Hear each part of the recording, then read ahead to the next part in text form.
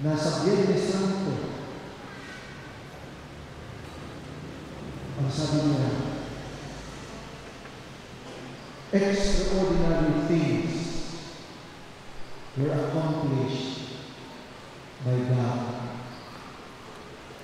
Hindi pangkaraniwang bagay ang nagawa ng Diyos sa mga araw na ito.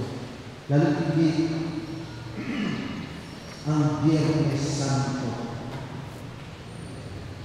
Kaya nga po, sa ating napakinggan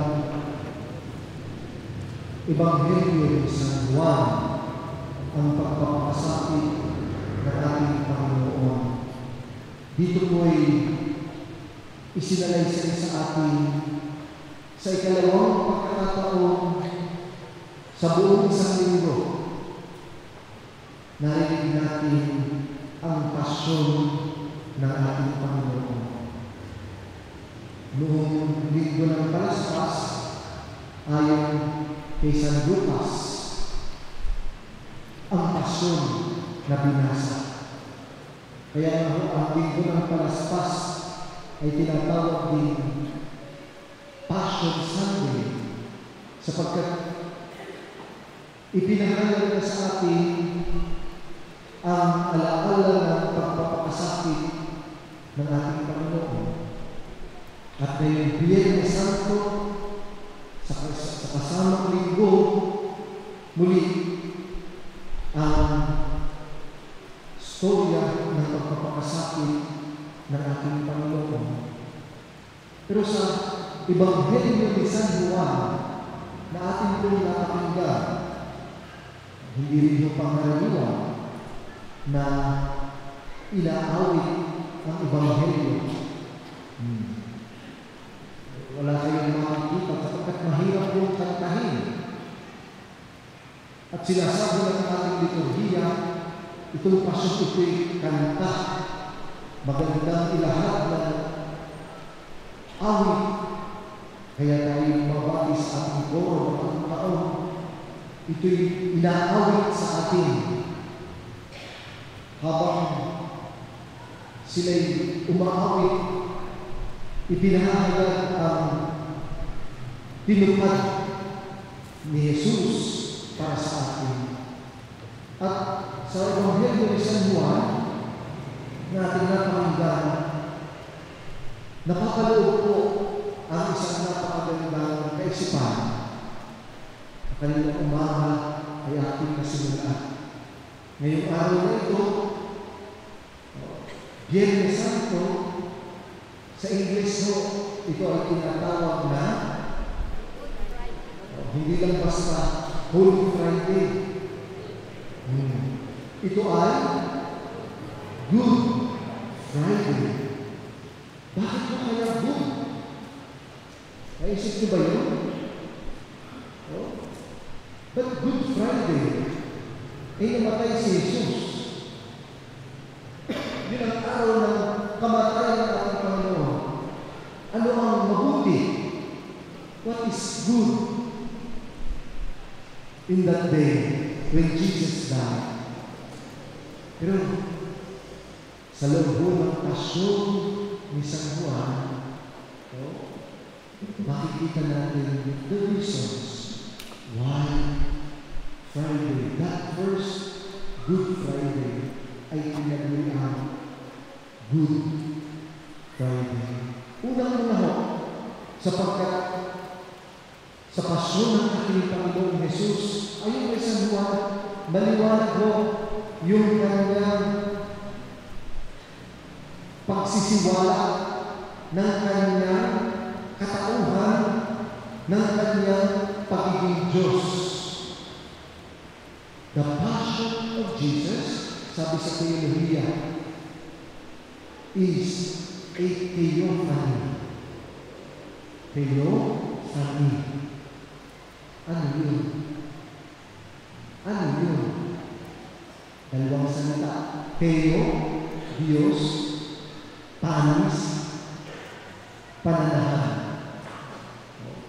Ang pananahan ng Diyos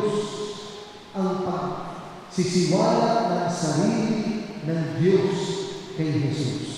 Kaya, mapapansin ninyo, sa buong pasyon ating narinig, ano lagi ang sagot ni Jesus sa tanong sa Kanya? Ikaw ba'y Diyos? Sabi ni Pilato. Anong sagot ni Jesus? Ikaw na ang nagsabi.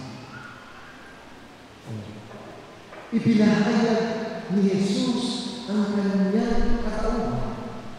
Siya ay Diyos, mula sa Diyos, at babalik sa Diyos. Ikaw ba ang hari ng mga Hudyo? Anong sagot ni Jesus? Ang mga hari may kanya-kanyang kaharian, pero iba ang kaharian ko. Ang kaharian ko'y kung nasaan ang Ama.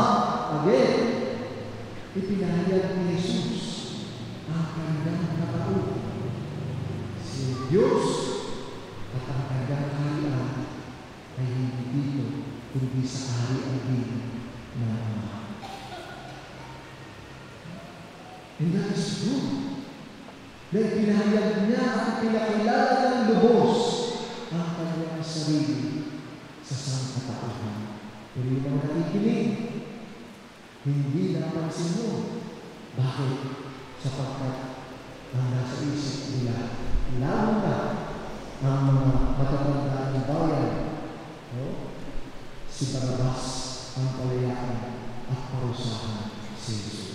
Yung pagpapakilala ng ating Panginoon ng kanyang sarili, ng kanyang magiging buhay, ng kanyang katauhan, ng kanyang magiging Diyos, hindi nila mapahalagahan at mabigyan ng pansin. But that is what is good for them. Nagpakilala si Jesus. Dapat pagkakataon nila na tanggapin si Jesus. Pero hindi. Yeah, that's Good Friday. Nagpakilala, isiniwalat ni Jesus ang kanyang sarili. The second, the passion of Jesus is victory. Bagamat ang pasyon ay paghihirap, kamatayan, pagpapakasal, pero ipinakita ko kung inyong mapapansin sa ating napakinggan. Jesus is in complete control. Kahit siya'y pinahirapan na, kahit siya'y inaaniwala na, nasa kanya pa rin ang kapangyarihan sa lahat ng tao. Bakit pa mo? Aba, kung siya'y wala ng kontrol, di ba siya'y hinuli? O, anong sabi niya dun sa mga huli? Inutusan pa niya. Bayaan at umalis sa mga alagad ko. Ako ang kailangan mo. Ako ang galing mo, hayaan mo sila. A person with authority. A person with control. Dahil sa'yo, huhulihin na, pinakikita mo ang isa na mahuhuli sa kanya. Pangalawa, nung siya'y namatay, matapos yung namatay sa krus, si Jose ng Arimatea at si Nicodemo ay pinayagan ni Pilato kunin ang kanyang labi na hindi ginagawa at hindi pinapayagan sa iba. Pero we see Jesus in complete control. Ganun ang kanyang influensya kahit siya'y namatay na. Hinayaan kunin ni Pilato ang kanyang katawan. And that is good news. Christ is in complete control. At ang pasyon niya ay hindi lang basta paghihirap, kundi tagumpay.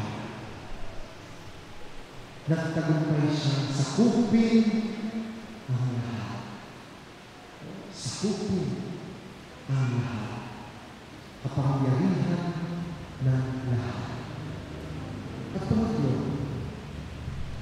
the passion of Jesus is a moment of gifting. Ito ang pinakamaganda. Why Good Friday? Ang buong kwento ito na ating napakinggan ay kwento ng pag-aalay ni Jesus. Mula sa krus, unang-una, ibinigay ni Jesus ang kanyang ina.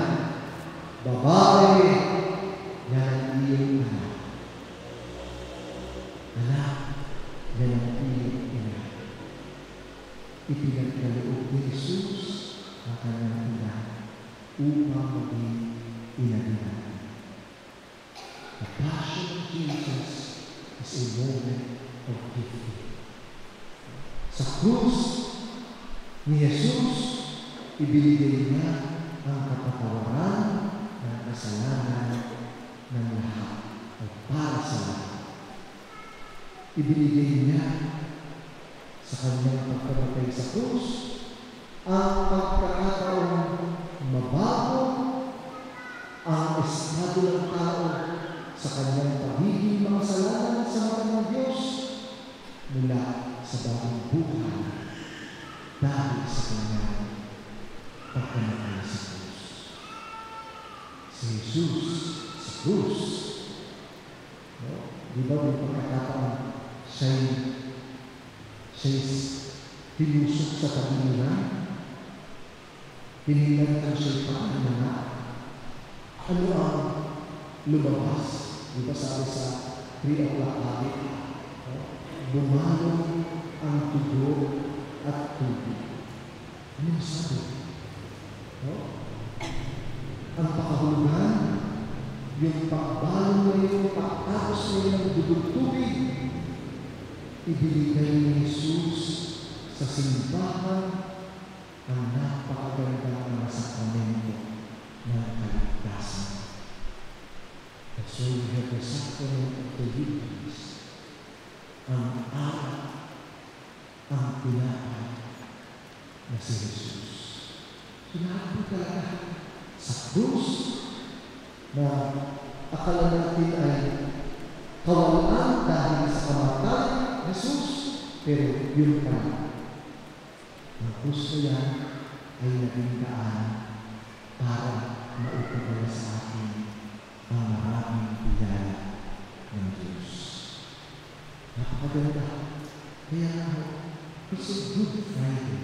Kaya nga, yan ang ating pinagninilayan at pinapahalagahan. Ang pagkamatay ni Jesus ay tagumpay. Ang pagkamatay ni Jesus sa krus ay ang pagsisiwalat ng kanyang buong katauhan.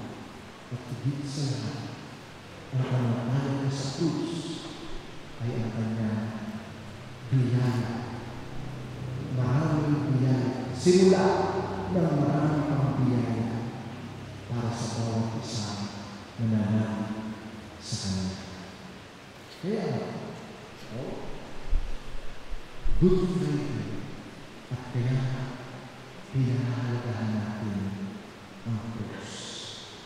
Yun, maswerte tayo sa bawang at tayo ay may puong Santa Cruz. Laging nagpapaalaala sa ating lahat, mga tagagawa, mga taga-apply. Sa krus na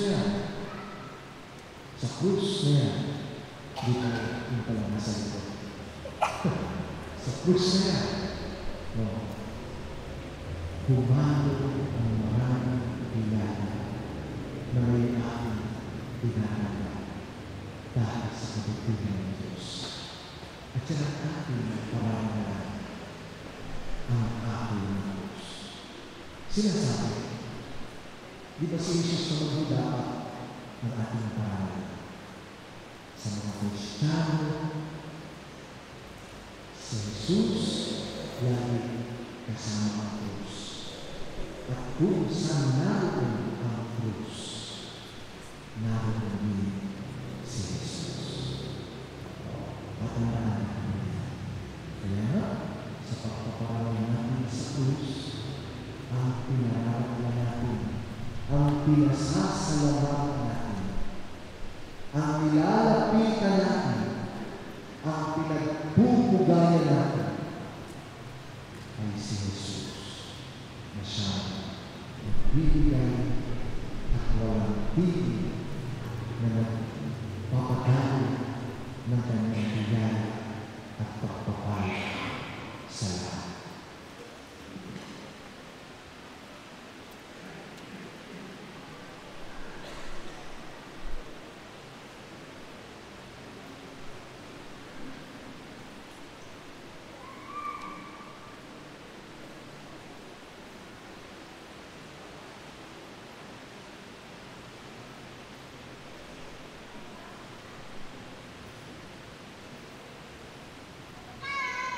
Ang lahat po ay sa iyo para sa panalangin ng pangalaman. Mga kapatid, kaisa ni Jesucristo, kami sumasamo sa iyo, Diyos Ama ng mga tao. Pakiusap ay dinugin mo kahilingan namin ito.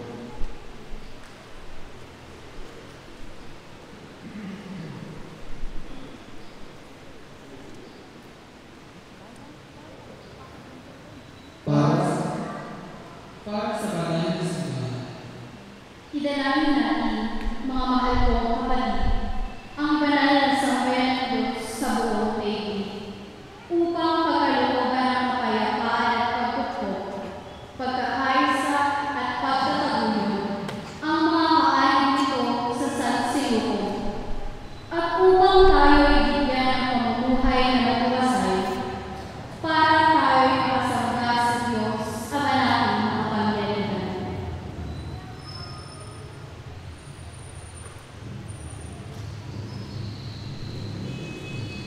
Manalangin tayo. Ama namin makapangyarihan, sa katauhan na naman si Kristo, ipinahayag mo ang pinakatagaan sa lahat ng mga tao. Lingapin mo yung mga dalawa dahil sa pag-ibig, upang ang iyong sambayan ng laganap sa buong daigdig ay mamalating makatak sa pananampalataya iyong bigay para sambahin ng banal na ngalan sa pamamagitan ni Jesucristo kasama ng Espiritu Santo magpasawalang hanggan.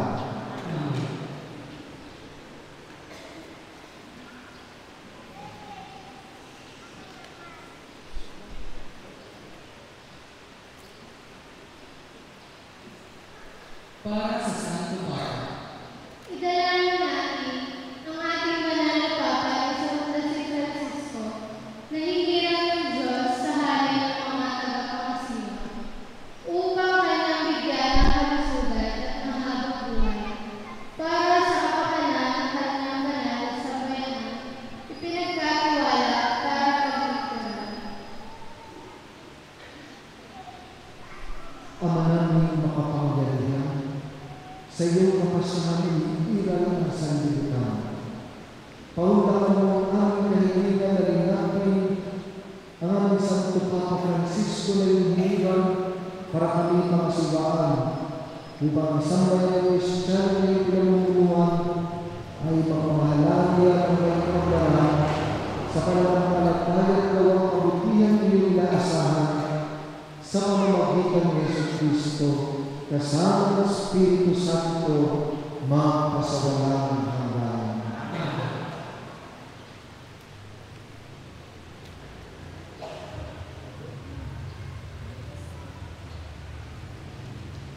Para sa kapayapaan at lahat ng kaanib ng simbahan.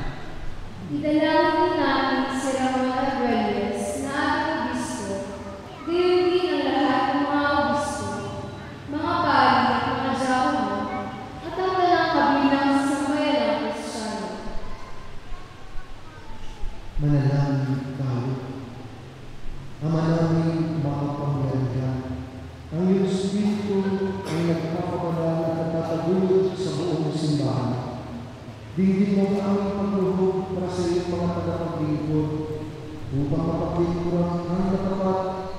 sa tulong ng iyong magandang loob, sa pamamagitan ng Jesucristo kasama ng Espiritu Santo, magpasawalang hanggan. Amen.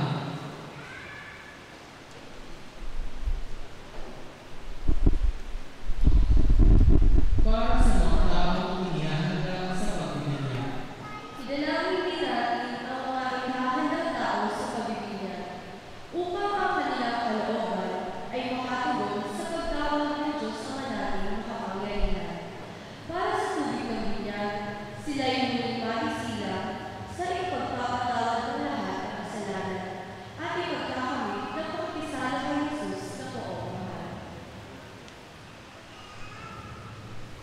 Manalangin tayo, ang manalangin makapangyarihan. Lagi mong pinauunlad ang sambayanan sa pagkakaroon ng karagdagang kabilang. Sa pananampalataya at pagkakaroon ng pagkakaroon ng pag-uglad, ang mga hinahanda sa pagbibinyag upang sa bumilang pagsilang bilang binyagan, sila'y makabilang sa mga kaanib ng iyong hanggan. Sa pamamagitan ng Jesucristo kasama ng Espiritu Santo, magpasawalang hanggan.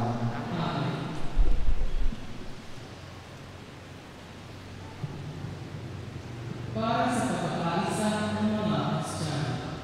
Idalangin din natin ang lahat ng ating mga kapatid na pawang kay Jesucristo na natin upang marapatan ng Diyos ang nating makapangyarihan na sila'y tipunin at linapin sa iisang niyang sambayanan.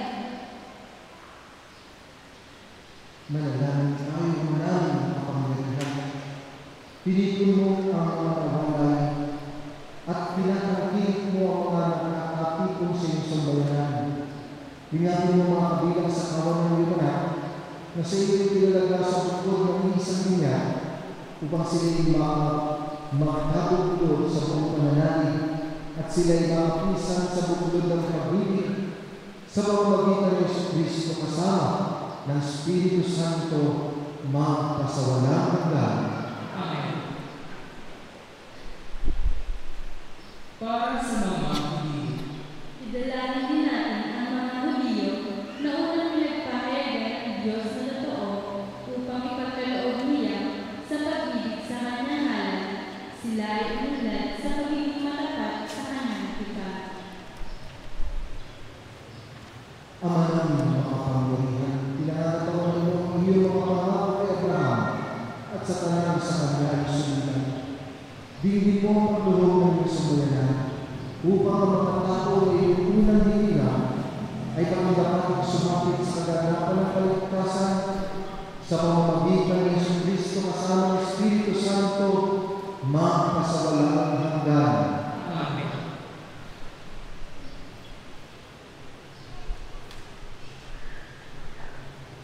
Para sa mga hindi sumasampalataya kay Kristo. Idalangin din natin ang karang hindi pa sumasampalataya kay Kristo upang lahat ng nakaranas ng kaligtasan, nililiwanagan ng Espiritu Santo. Ama namin mga kapangyarihan, gawin mo ang mga hindi pa nananalig sa iyong anak ay makatuklas sa katotohanan sa pamumuhay ng lugas at kami sa pagiging lang inuunlad sa pagmamalasakit sa tanang sa iyong mahanap ay maging mga saksing mapapaniwalaan ng iyong dakilang pag-ibig sa sanlibutan sa pamamagitan ng Jesucristo kasama ng Espiritu Santo magpasawalang hanggan. Amen.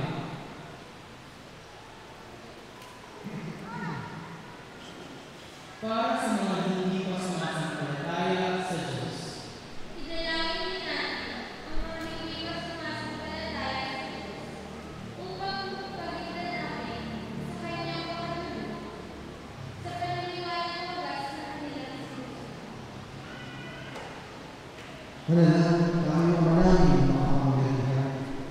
Nilikha mo ang lahat ng mga tao upang lagi kang hanapin at pagdatakbuhan tayo, masiyahan walang balik. Ipagkaloob mo kahit may mga di kanais-nais na palapit, makalaaran pa rin ng tanan ng mga kahiwatig ng iyong pag-ibig at matanggap nila ang mga gawang kabutihan na mga sumasampalataya bilang aking katibayan na ikaw ang Diyos na totoo at ang aming pinanggalingan sa pamamagitan ni Jesucristo kasama ng Espiritu Santo magpasawalang hanggan.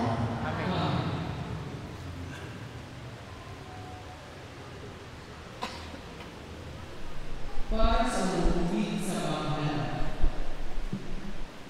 Idalangin natin ang mga may uling paglingkod sa bayan at umuugit sa pamahalaan upang kalooban niya ay itaguyod ng pamamagitan alinsunod sa kanya pinaluluto sa ipagkakapayapaan at kalayaan. Manalangin tayo, Ama namin ang kapangyarihan, nasa iyong kamay ang adhika at karapatan ng tanan. Tunghayan po ninyo ang mga uuwi sa aming pamahalaan upang sumagana ang tanan sa sanlibutan sa ipagkakamit ng kapayapaan at ikapapanatili ng kalayaan na ikaw ay sambahin ang lumusunod sa iyong loobin sa pamamagitan ng Jesucristo kasama ng Espiritu Santo magpasawalang hanggan.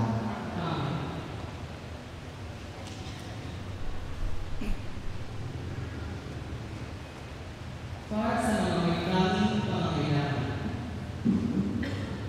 Idalangin din natin mga kapatid sa ama nating makapangyarihan na ang sanlibutan ay may isa at tanang kategorya. Ang mga karamdaman ay malalasan, ang kagutuman ay kabaran, ang mga nasa kinikitan ay humayang tuluyan, ang mga naapi ay makamot sa walang katarungan, ang mga naglalakbay ay maluwalhati sumapit sa paroonan, ang mga nasa ibang bansa ay makauwi sa kanilang bayan, ang mga may sakit at magkamit ng kagalakan, at ang mga nag-aaway buhay ay magpapasal ng mga naglalakbay. Manalangin tayo, Ama namin ang kapangyarihan. Binubuhayan mo ng loob ang mga nasa kapighalian. Pinatatatag mo ang mga may bigat, mamugat na pinakasan.